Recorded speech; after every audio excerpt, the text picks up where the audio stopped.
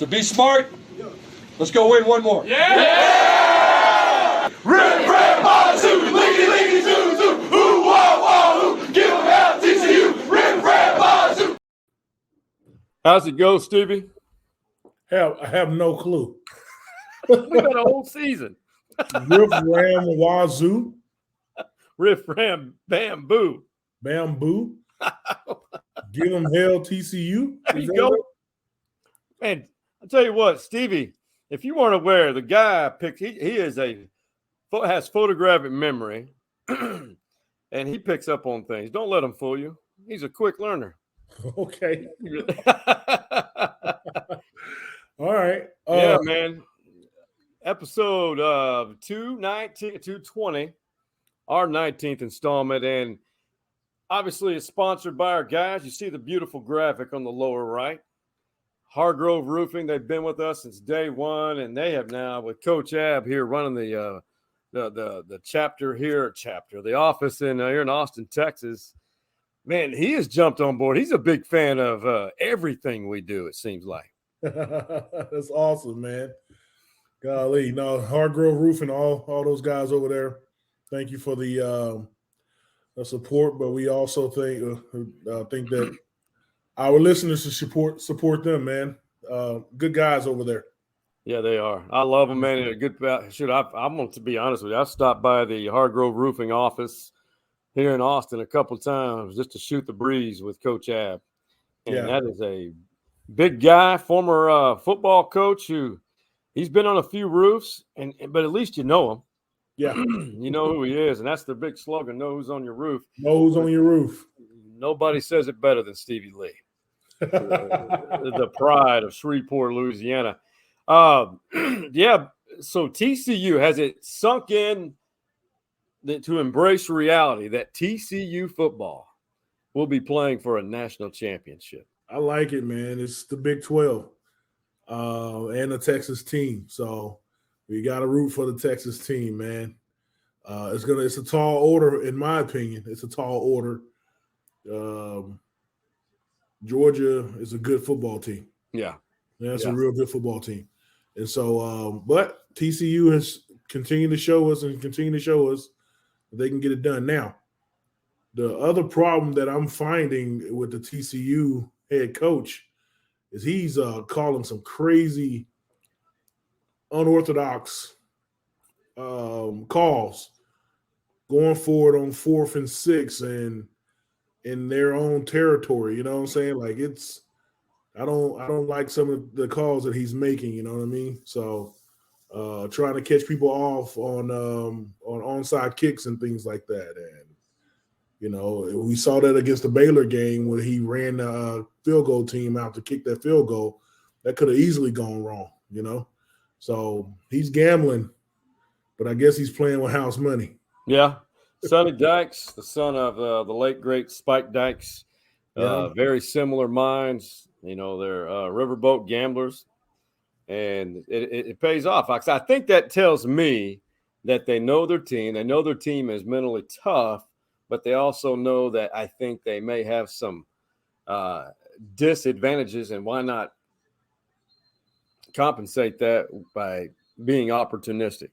And when they beat Michigan, they went up 21-3 in that CFP semifinal. Of course, Michigan came back. But, Stevie, the one thing that I noticed that TCU, a lot of people have doubted them. They were picked to finish 7th in the Big 12. Social media, as you and I know, is a cancerous area. It's where a lot of angry people harbor. Yeah. And TCU said as they go into this week preparing for Georgia that they're ignoring everything, and for good reason. Because at the end of the day, it doesn't really matter if they can't perform on the field. And let me just say this. I mean, we know we're going to hear it again. I mean, it's not going to stop now. You know what I'm saying? We're going to play again in 10 days, and we're going to hear the same crap for 10 days that we heard leading up to this ball game. And, we got to do what we did this game. We got to answer that criticism and show up and do what we're supposed to do. But if we think that's going away.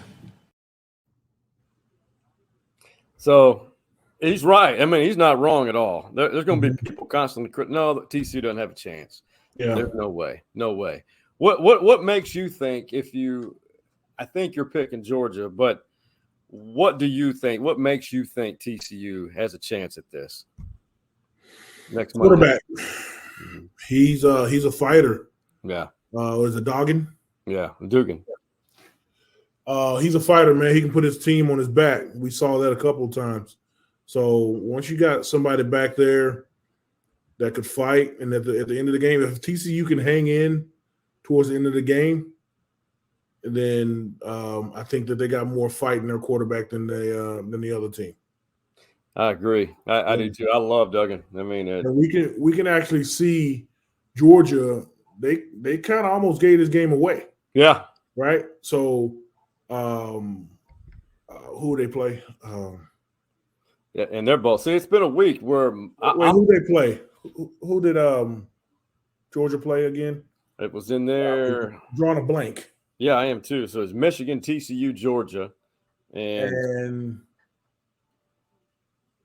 what are we doing, man? How are we blanking on this? I don't know. Oh, Ohio State. Ohio State. Ohio State. Edit there. Yeah. So TCU. I'm sorry. So we can edit that.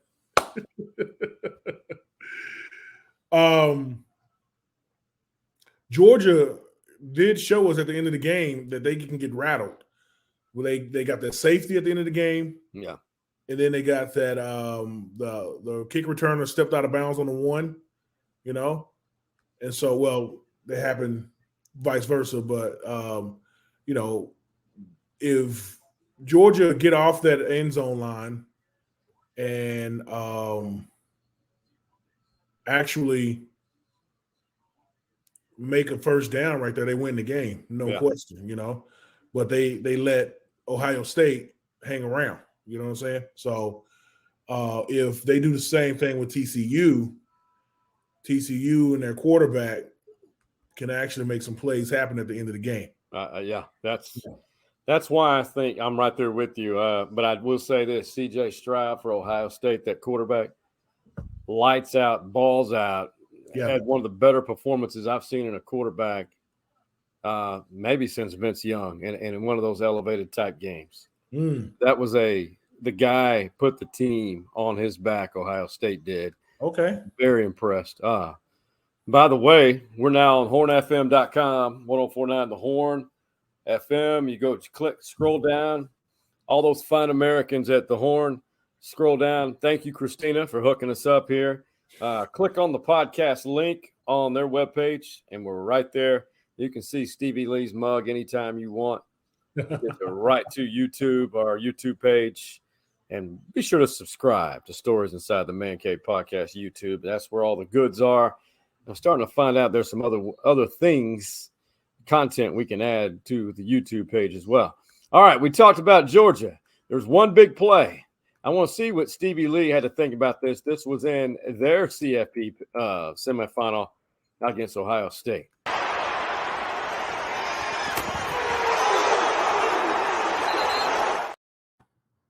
Targeting or not?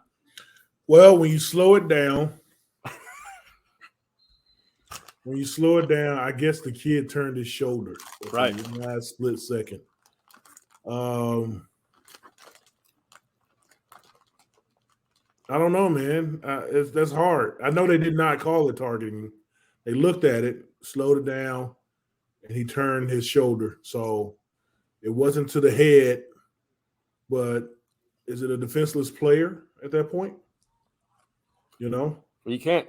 It's football. And this is just me. It's football. That's contact. Yeah, I hear you. That's why I'm glad I don't have a boy to actually try to see if he wants to play this game or not, man. It's a tough game. Well, there's a good reason to have those types of doubts, and we're going to talk about that specific one. Very, very disturbing what happened last night. So the Alamo Bowl experience in San Antonio, you stayed here in Austin, right? Yes, I did. So, the outcome wasn't what everybody wanted, but I got to share with you, ours turned out to be a really fun experience, and cool. So I made a mistake, Stevie. What'd you do? Well, the picture on the right, I hadn't had one of those hurricanes since 2018 in New Orleans, and I vowed to never do it again. Well, I did it again. Oh, my goodness. For 30 hours. I was not Sean Clinch. I was out of commission. There you go. Hey, that's always a good time, man. You know, I love Pat O'Brien's. I do too. But that hurricane, I don't know what it is with my stomach. I drink it. If I would have one, I'd drink it, and then I get this intense pain in my stomach from all the simple sugars from the rum. The simple sugars from the rum and all the whatever juice that they put in it is nothing but sugar. Intense pain to where I can start sweating. Oh my God. And then all of a sudden it'll go away. What? And then I can drink them the rest of the night with no problem. So are you able to like eat something? What is it that makes you get out of that funk? Nothing.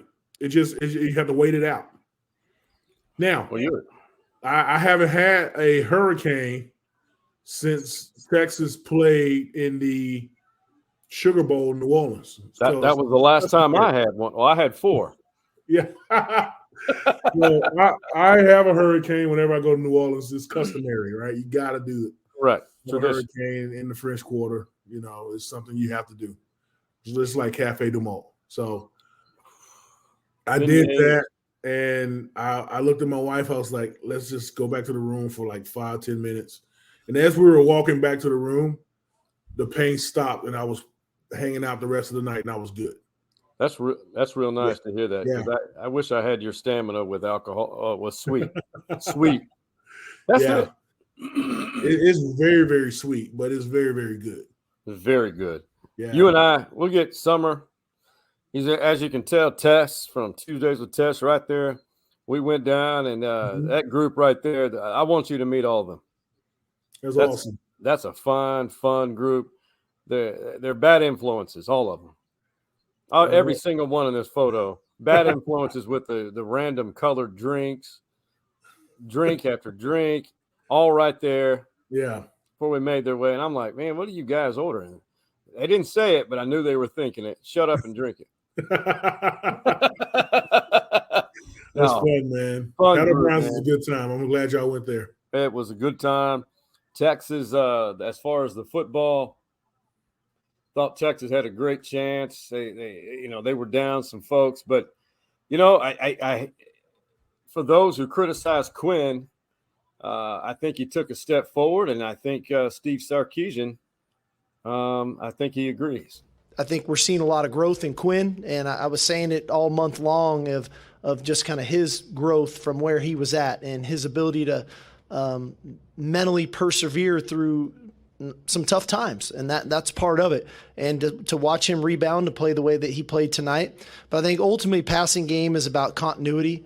It's about confidence. It's about throwing, catching. It's about anticipation of him throwing the ball where receivers are going to be, and receivers anticipate where balls will be thrown. So 27-20, final score. Washington was much better than I anticipated. I knew they were good. That quarterback Penix, legit. Yeah. I thought the Texas defense did a pretty good job against those 3 1,000-yard receivers. Stevie, from your take, I know you play D-line, but you're on defense, and all people on defense, regardless if you're on the line, linebacker, secondary, you all have to be in sync. Right. Did you see that happen on that defense against Washington? Kind of. We were kind of there. I think that we got to get smarter. I think that they put in some new packages and new blitzes, and some people got confused. All right. So, we still played hard. Yeah. You can tell that they're playing hard. I didn't see any tired bodies out there, but I just think that I think we implemented too much during the break. That's a good point. Yeah. one thing that I know a lot of fans were very critical of Xavier Worthy. Okay. The drop balls. They didn't, people aren't going to remember the ones you caught. They're going to remember the big drops. I don't know how many he had, but maybe 3 or 4. And some say 2 of which would have been touchdowns. This is what Quinn had to say about Xavier and those missed balls. And I get it. As a fan, it was frustrating to watch. But I didn't lose any confidence in him, and I know he didn't lose any confidence in himself. I mean, stuff like that, it happens every now and then.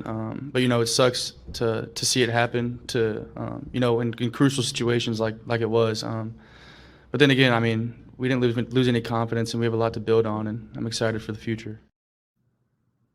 So tell me what you think, first off, Quinn's development. And as far as, did you see development in Quinn? And what is your take on X-Man? I mean, because there's obviously there's somebody who actually posted a report on a Facebook group that I'm not a part of saying that Xavier's already checked out going to USC. And I'm like, where did you get that information? That's not true. Will it happen? I don't know. It may. But what are you hearing on that? What are your thoughts on what you saw moving forward with Xavier and Quinn? I heard rumblings of him trying to transfer, maybe transferring, but that was just pure rumors. Yeah. Pure rumors. Yeah. I think, he came out with a different number, which makes me think he's all in at Texas, So I don't know. I think that Xavier, will see what happens, but I think he's here. He's here right now. Yeah. Let's not speculate on where he's going because he's here right now. All right. The other thing, Quinn. I guess he is developing a little bit, but not as fast as I want it. Yep. Yeah. But that's just me. I'm selfish. Right. I want him to be good right away, but there's always development in anybody, in any position. Correct. So but he's getting there. But this is why we pay Sark $5-6 million a year. Get him there. You know what I mean? So it's just it's Quinn has to get there, but Sark and his staff need to get him there. I could not agree more. It's Sean Clinch and his pecans over there, man. Pecans. I'm gonna commemorate and shout out to Stevie Lee's home state, Louisiana. They say pecans. Man, I saw. So this is why before we started recording this episode, I see Stevie with a snack. Yeah, and I'm thinking, my God, man, am I that impulsive? I said I got to get me a snack, so I grab some pecans. So 8-5 on the year is a marked improvement. I think they've got that heralded recruiting class from this past year is going to be older. Another great one coming in. Yep. And I'm going to say, have you heard anything regarding transfer portal additions or anybody or transfers? No, I haven't. I haven't heard anything of any more of what's already come out. So, we got our core still with us and a bunch of kids coming with us later. So I think we got something to build on. But this is why we pay our staff. Build on it. It's on them to build on it. That's what has to happen. Development. Absolutely. Is it too early to place any expectations out there on your behalf? Next year. Placing the expectations out there? It is. Let's see what spring ball has in store.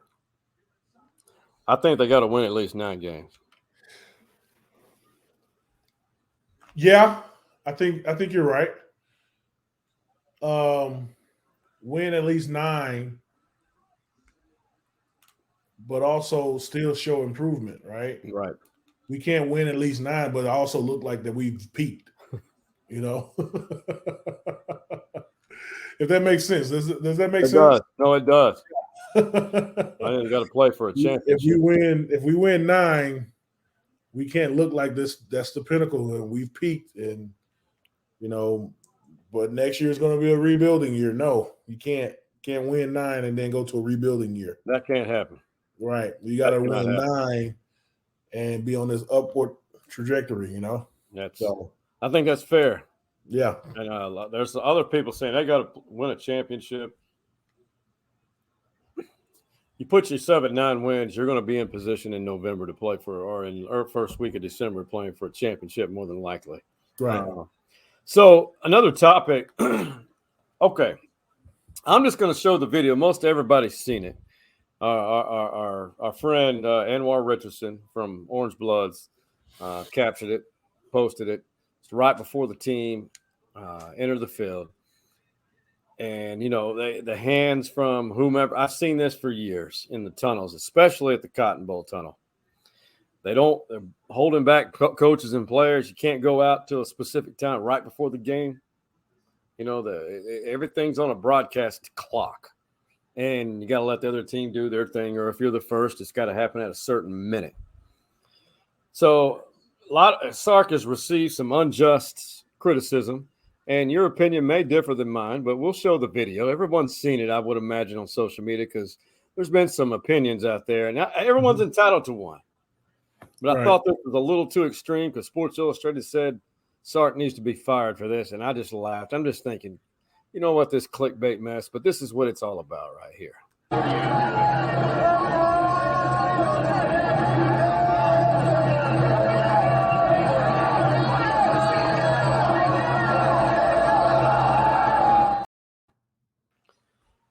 I don't have listen, it's the words, it's what people saw. Okay. I know Mac Brown would not have done anything like that. I get it. Mm-hmm. But when you're right there, regardless if you're just a coach, you're charged, you're ready to go. If someone continues to push on you and you're not going forward, I know that young man or individual had a job to do. That needs not to happen. You should be instructed in your job not to put your hands on anybody. All you got to do is say, wait for my cue. Mm-hmm. And if someone just goes forward, what's that going to hurt? Yeah. And I get what you're saying. Yeah. There's no reason for a man to put their hands on another man's chest. Right. Yeah, you're right, that part. But on the other hand, a little bit of composure. I feel like that there was something else there. Like this person has done it before or something like that. And but I don't know the full story. Or maybe I do. Maybe I do know the full story and he just went off on him. I have a feeling, and this is not Anwar's fault, because when you see something, let's say I see you getting ready to come out, I'll start recording. We don't know if there was a few seconds or a certain amount of time before that there was some verbiage going on. Yeah. Or the guy was asked not to touch him. Yeah. He was asked the guy not to touch him. The fact that we're talking about this is amusing. But I get it. But if the guy was told by Sark to stop touching me and he continues, that's a different story. Yep. Yeah. So we don't know everything, I guess. No. And I'm just assuming that was the case, but that may not be. So we have a couple of locals. You're quite knowledgeable of, we both are, who finished really good years. And they play for Texas Tech and K-State. Tahj Brooks, he finished the year. He's got, I think, 1 or 2 more seasons. They had a really stout backfield as well, but how about that? Texas Bowl champion for Texas Tech and Joey McGuire's first year. And they entered the season on a 4-game win streak. But Tahj Brooks, big bruising back, out of Manor, 691 yards rushing, a lot of touchdowns. And then Deuce Vaughn, whom the entire country knows about. You see that run against Alabama in the Sugar Bowl to begin the game? Yeah. No, he's and that was his longest run of his career. Was it really? Yeah, that was the longest run of his career. And that was awesome, man. The kid, he's a good kid, you know. Yes. He's so I'm happy for him to and going on to the next level. Just, you know, hopefully someone rolled a dice on his size, you know. Yeah. They did for Darren Sproles. So They this sure kid did. is just as electric as Darren Sproles. And I played against Darren Sproles, and that kid, he was electric. Every time he touched the ball, you had to watch out. Had vision. They both have great vision. There's no doubt about it. Absolutely. And low center of gravity. Woo, Lord. And that's kind of like the old Emmitt Smith, you know. What he did. He rarely got touched. Right. So from Stevie and I and stories inside the man cave, man, a big hats off. Shout out to Deuce. Great college career, just like he had at Cedar Ridge. Good young man, great family, and just does it right. True leader. And to Tahj, man, on a great season. I have a feeling he's going to shoot for 1,000 next year. But for what Tahj and Texas Tech did, they finished the same record as Texas, 8-5. Mm-hmm. And to finish the season winning 4 straight games, man, that's really impressive for Joey McGuire's first season. So Alabama, after you saw what they did to Kansas State, were you thinking they were a CFP type team after that? No, not at all. Okay. Yeah. No. Well, they were playing. Yeah, I agree.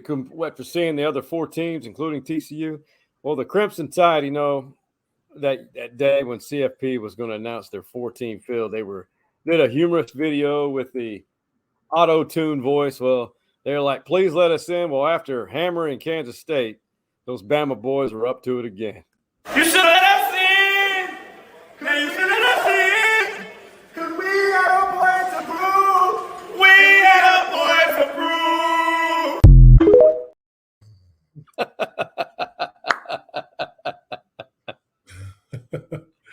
Well, nah. We got the 4 that we needed in there. Yeah, they got it right. Yeah. They got it right. They got it right this year. Now we'll see. They got it right this year. They did. We'll see how the game works out on it's Monday? Yeah. We'll see how it works out on Monday, but we got it right.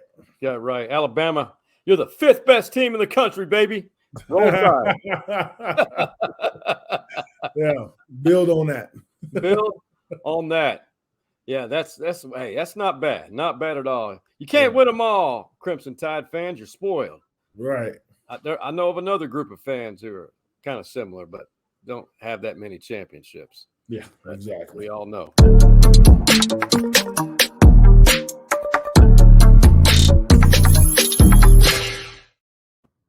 Stevie Lee's favorite segment, unofficially. I just proclaimed that for him. That's really not his favorite segment, but we got to give a shout out to our guy, Manscaping.com. And, we try to promote it in San Antonio. Found out there were some Manscaping.com users, not by inspecting, but just in conversations. Hey, you've got to get their lawnmower 4.0. You sure you didn't inspect it? No. Not by inspection? No, that was Tessa's job.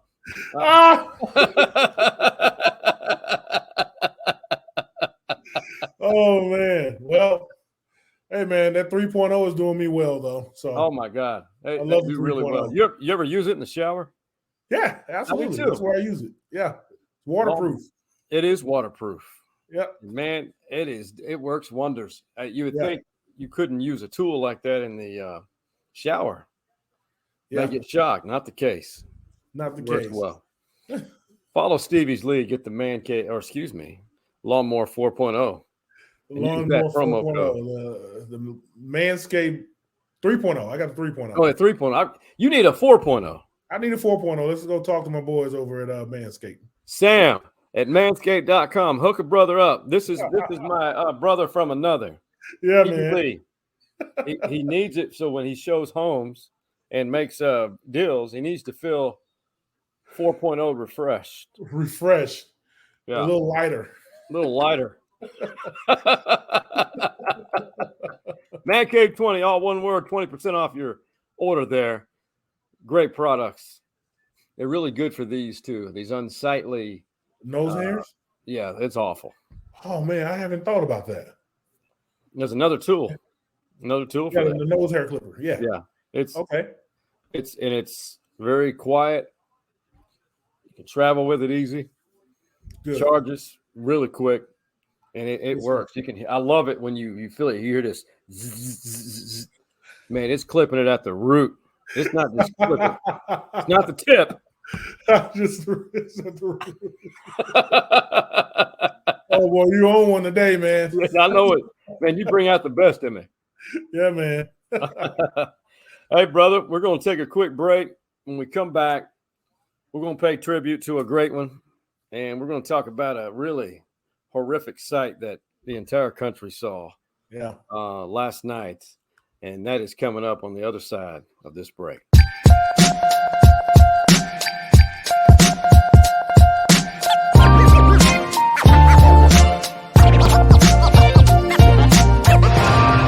Hi, I'm Stevie Lee, former defensive tackle for the University of Texas. And I'm Hargrove. I'm a roofer. I also saw action in 52 games.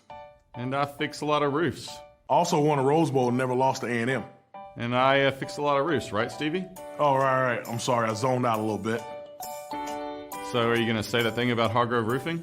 Hargrove Roofing. Know who's on your roof. Is this even going to work as a commercial?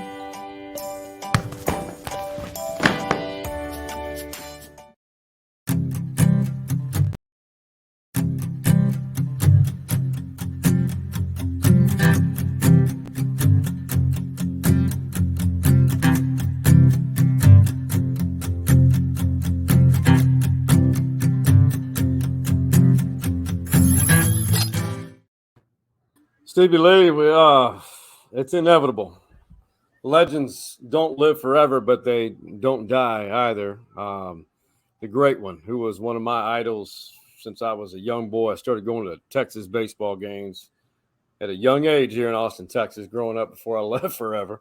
Coach Cliff Gustafson was once the winningest coach in college baseball history. Then they hired Augie Garrido, and he became the winningest coach in college baseball history. He's been surpassed since then. But Coach Gus, Stevie, I don't know how much you know about him.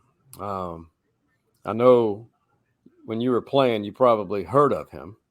He had retired. Yeah, I heard of him when I was playing. It was Augie Garrido, right? That was the head coach. So I didn't know much about him. And me growing up in Louisiana, I learned all the Texas history when I got here. So.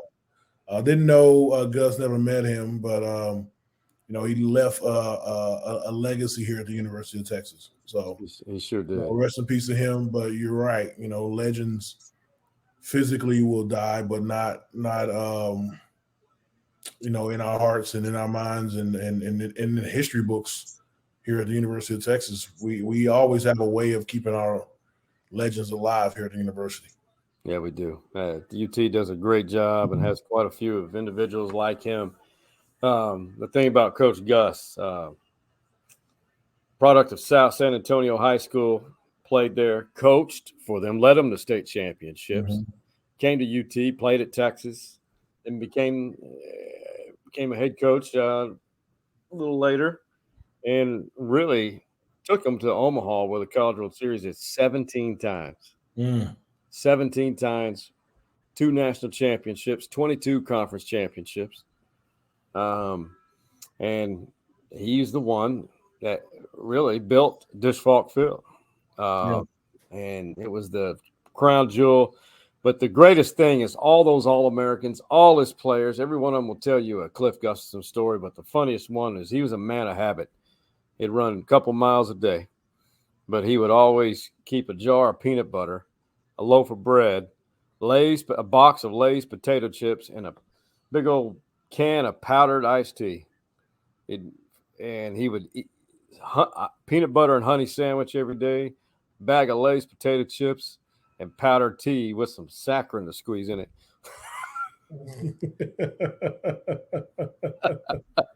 That's good stuff. I haven't had a peanut butter and honey sandwich, man.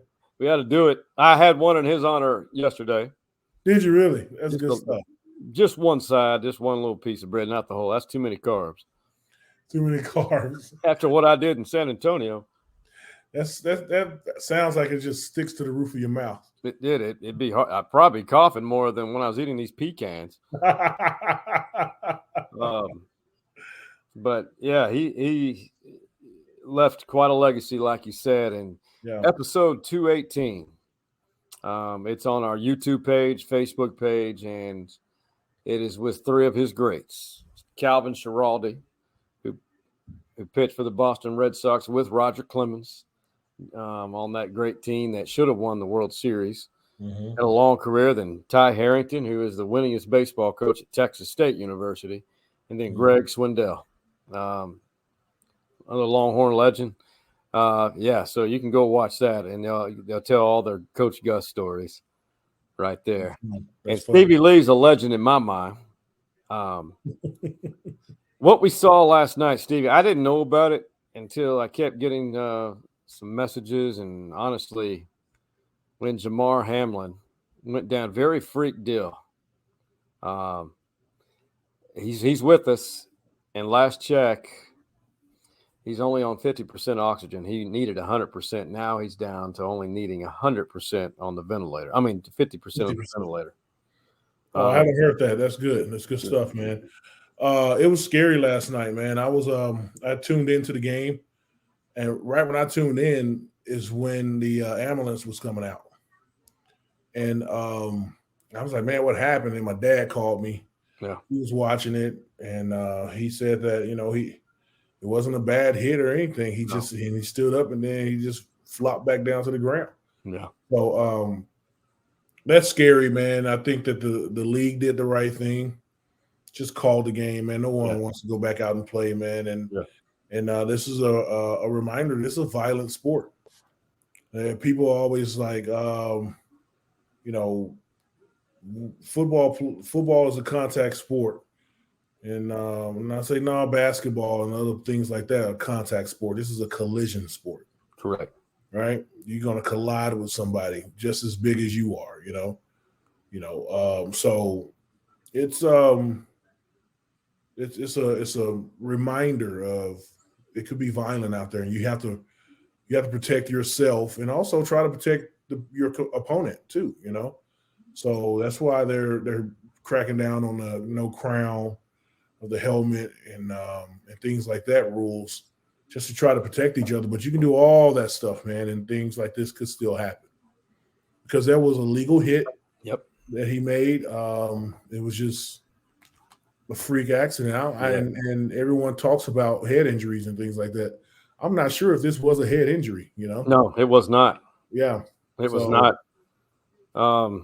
What it was, and you alluded to it, it's without going too deeply into the medical terminology, we could go that route, but I think it just wouldn't make as much sense. Essentially, it is the chances of what happened to him is probably 1% or less. Yeah. He hit a guy or right in his chest. It took the hit. But he hit him right here at the exact moment his heart was at a specific beat rhythm. It essentially knocked his heart at a rhythm at a specific moment. Yeah. Like, if you look at a heart, if you hit it at a certain moment, this can happen. Yeah. But the chances of us hearing about this happening in our lifetime, anything like in general life, we probably won't. Right. But this was scary, man. All the reaction on Twitter was probably the best I've seen, except Skip Bayless. But we're going to avoid that. That was the most idiotic tweet I've ever seen. Yeah. But I thought it was great to see Twitter rallying around a life. Yeah. A young man who has a tremendous story and a bright future, beautiful family who's worked hard. But it sounds like right now he's still in critical condition in Cincinnati. Right. Yeah. But you know what? It proves that how great the sports fraternity is. Yeah. He put aside sports, and lives are much greater. The other cool thing is, he had already had a GoFundMe charity up for toys for kids, and it had 10 grand in it. And then this happened as of Tuesday night. Is over $5 million in that. Oh my God, that's so beautiful. Yeah, I didn't know that.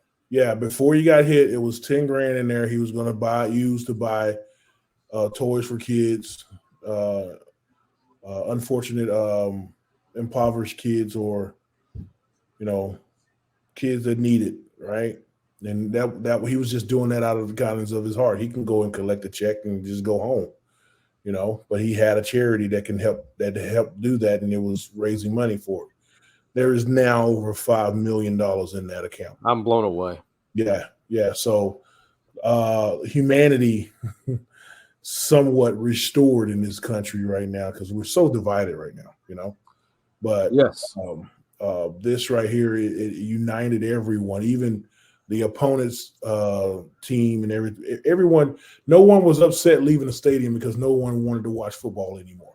No one was upset that game did not resume because no one wanted to watch football anymore that night. No one was like, golly, put them in the ambulance and then take them off the field so we can get to playing. No one wanted to. Yeah. And that was united by everyone. So that's good. And I really wish that this country can actually get back on the same page and not be so divided right now. So you bring up some really valid points that I'm going to go ahead and say this, Stevie. Our government and just people in general, we can learn a lot through sports. Yeah, absolutely. And fandom, Yeah. It's fandom, that's a problem in our government, being a fan of someone. That's the problem, being a Biden fan or a Trump fan or a Republican fan great point. We got to get out of that and stop playing ideology politics. But that's for another podcast. But I think that uniting as a sports fan, no one cared who you rooted for that last night or Monday night. Everyone rooted for Damar Hamlin, and that's what we needed. And so, we'll have our elections and things like that in the country, but right after the elections, we have to root for the country and our country. Yeah, and everyone who has, again, it's for another podcast. Yeah, but what Damar experienced and when Damar regains consciousness, mm-hmm. I can't wait for him to see that GoFundMe total. I can't wait for him to see how he alone has unified us to a level that people need to remember. This gives everyone hope. Yeah. Hope in humanity. Yes. Yeah. Hope in humanity. So it's unfortunate that this kid is going through this right now. And then, we really pray that, everything's okay with him and his family. And I would love to see him back on the field. I know we just want this guy to be good and okay and give us I've been going back and forth to Sports Center and CNN, just hoping to hear him say stable condition, Yeah. I want him to get out of critical. I want him to be stable condition and then go on to be cured, 100% cleared and back on the field, I think I'll say this. I'm going to go a step further, and a lot of sports nuts were not going to like this. You and I love the game of football. We have a passion for it beyond normalcy. Mm-hmm. Absolutely. But right here, because we are evolving, you and I care about the health of this game, this great game. Yeah. first of all, I'll say that you need to love this game and love everything about it and know what could possibly happen to play it. Because if you love it, it's your decision. Mm-hmm. But now I understand why certain parents now who played football at the highest level are like, they either say, I'm so glad my son doesn't play football, or I hope he doesn't.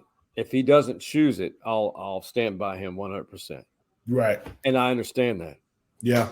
Well, I tell people all the time that being the girl dad that I am, I'm so glad that I don't even have to make that decision. Help my kid make that decision, or because football got me where I am right now. I had to play football to get me through college and things like that. But I don't have to make that decision for my kids to let them play or not. It's a great sport. I got everything I got through football, and I love it. But there's some sacrifices that you make, and some risks that you take, and those are real risks. And we saw that on Monday night. Prayers up for Damar, and as Stevie said, for his entire family and Buffalo and Cincinnati. That's traumatic. That you don't forget about that. You don't. No. It's bad, and I think they're going to try to resume the game on Saturday, I believe, if I saw that correctly. I didn't hear that one. I think that's what I saw. I was just more concerned about, like you, updates on his health. Mm-hmm. Huge weekend for the Dallas Cowboys. Now, this is weird, Stevie. They could finish anywhere from the number 1 seed in the NFC or the 5th seed, which right now they're the 5th seed because it's the 4 division winners, then the 3 wild cards, so to speak. Okay? Mm-hmm. So Tampa Bay, they're not very good, but they have Tom Brady. Right now, if the playoffs were to start today, the Cowboys would play at Tampa with a much better record, but you get to host the first round, or if you don't have one of the 2 byes, you get to host if you're a division winner. So look at these scenarios. For Dallas to be the number 1 seed and have home field throughout, they got to beat Washington, hope Philly loses to the Giants, and the 49ers lose to the Cardinals. Now, keep in mind, Philly now they went on a 2-game losing streak. They have incentive to win, but the Giants are probably in the playoffs as a wild card regardless. So why play your starters if you already have a spot locked up? Mm-hmm. They do have a spot.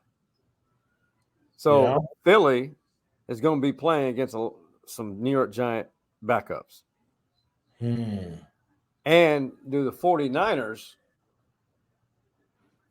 sit some of their folks? And I don't know. But that's what has to happen. For the number 2 seed, they got to win. Either way, they got to win.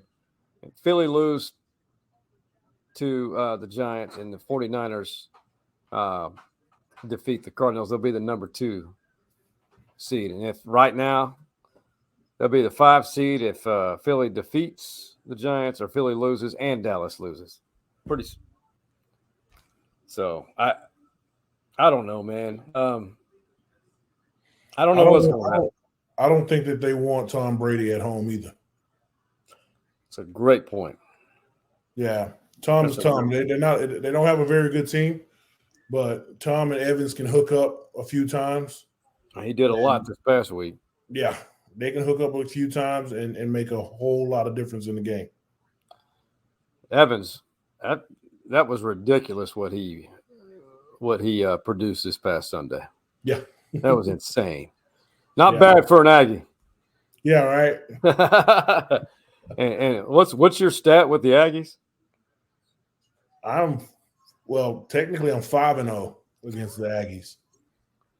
Yeah, but 4-0. You never lost to them. Never lost to the Yep. That's pretty impressive. We'll get that rivalry back soon. Hey, TikTok, a place where you find a lot of comedy, interesting things, and you can learn a few things through TikTok, but you can also have capture people talking about the anatomy in the most strangest of ways. Okay. It's amusing. But, yeah, here we go. Oh, got your butthole. How do you even grab a butthole? I don't know, but I got yours.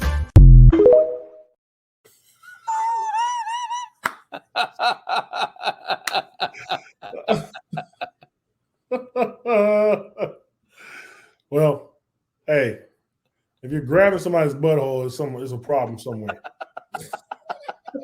A problem somewhere. Oh, goodness.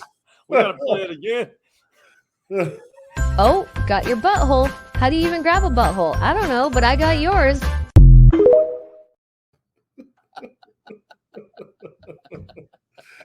I don't know, man. TikTok can get weird sometimes. Get weird, and people, and it's monetized. People like that probably get paid to be creators. Oh, absolutely, they do. Hey, man, tell me something good.